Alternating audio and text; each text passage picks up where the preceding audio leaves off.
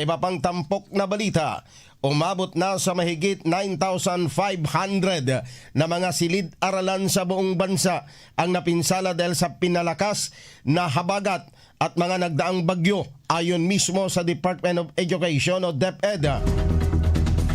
Batay sa pinakahuling assessment ng DepEd, 1,594 na paaralan ang naapektuhan habang nasa 9,597 na mga classrooms ang nagtamo ng minor hanggang sa major damage.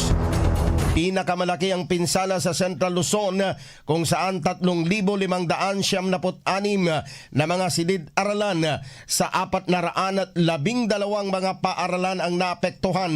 Umabot naman sa 126,584 na mga estudyante sa rehiyon ang naapektuhan ng mga pag-ulan at pagbaha.